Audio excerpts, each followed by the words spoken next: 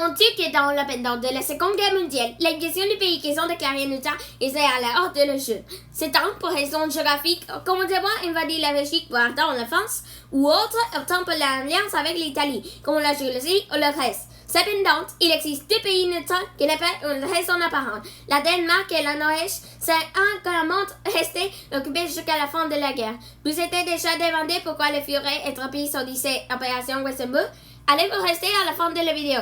Mais d'abord, n'oubliez pas d'abonner à cette chaîne. Nous mettrons en ligne 1 ou 2 vidéos chaque semaine pour ne pas perdre.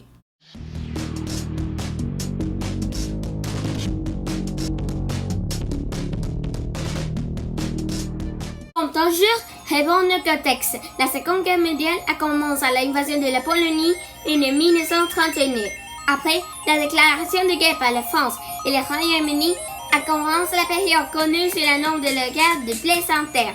Qui vient était un gouvernement qui ne peut combattre jusqu'à la fin de la Seconde Guerre mondiale.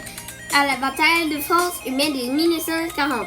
Et à cette période, même si la Suède, la Norvège et la Danemark garantent leur natalité, Scandinavie est considérée pour un éventuel théâtre de guerre pour une raison importante. Du fait provenant de la Suède, dont l'Allemagne indépendante largement pour son industrie armement. Il s'avère que le Sapori est excédé dans le pont orange de Narvik. Pour cette raison, les Alliés posaient beaucoup de support avec le début de la guerre. Hitler n'allait pas permettre. Chef de la Kriegsmarine, l'amiral Erwin Rommel, qui convait du Führer qu'il fallait des bras de côte-terrain avant les Britanniques. Ce que savait également pour avoir les grands arènes et la maritime pour récompagner. Quand le Danemark est caractérisé pour une politique neutre, après la Première Guerre mondiale, il a même réduit leurs armées de 30 000 à moins de 15 000 hommes. Cela montre que c'est un pays extrêmement vulnérable. L'Allemagne a assuré une continuité gelée jusqu'à la Norvège. Désormais, l'Allemagne souhaitait prendre le contrôle de Saarland du port de Aalborg et ainsi étendre son système de défense aérienne, évitant aussi la possibilité de bombardement dans son territoire. Finalement, après la Première Guerre mondiale, la Danemark avait obtenu petit partie du territoire du Schleswig, sans combattu. Après un plébiscite, le Scandinavien a franchi du terrain pour le récupérer. Monte un trabier de 1940 suivi à l'accident de l'Allemagne. Au cours qu'un navire de cambre allemand était cité pour un navire britannique, les eaux territoriales de Norvège, alors neutres. Cela finalement convaincu Führer qu'il est nécessaire d'emparer à cet territoire avant les Britanniques. Ainsi, il approuve l'opération Westerbork, qui revêta le 9 avril de 1940. Ce jour-là, à 14 et 15 le matin, l'Allemagne commença l'invasion du pays.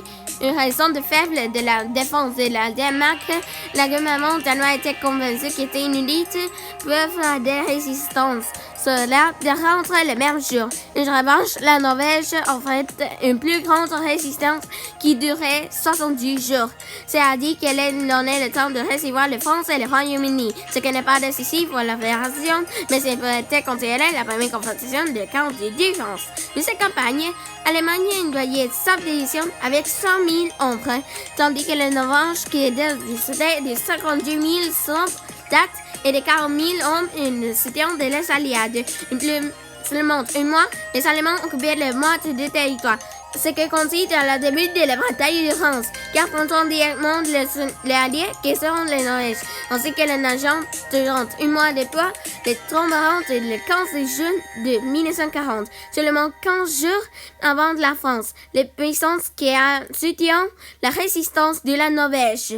Derrière cette d'occupation du Danemark et de la Norvège, la période d'occupation commence de la part de l'Allemagne. Comme réponse, le Royaume-Uni occupait la position danoise de Groenland, les îles Féroé et l'Islande, qui valait à ces dernières obtenir les dépendances totales au cours de la guerre, mais ce n'est pas évité que les territoires ont signifié beaucoup pendant la guerre.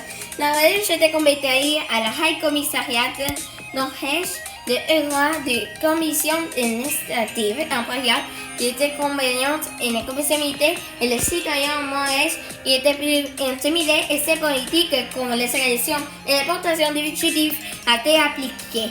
Le Danemark, pour sa part, avait une population beaucoup pacifique et qui n'a pas pensé de violer tous les hôtels qui ne savaient vivre en Norvège En général, les non-blanches et les Danois n'ont pas tellement de l'atrocité commise par l'Allemagne. Probablement pour la même base idéologique du nazisme de la Fédération. Rappelons, les deux pays sont également dieux d'origine germanique comme l'Allemagne. Elle a dit de la confiance de générer le bon parfait intérêt. Et leurs droits les sont répétés. Comme vous voyez au rêve, l'Allemagne a occupé le Danemark et la Norvège pour raisons économiques et géostratégiques et a évité l'influence de son été. Cette petite et a évité une autre raison. Pensez-vous que cela a motivé les Führer? Ils vont l'opération Kaiserbund de commenter et abonner à cette chaîne.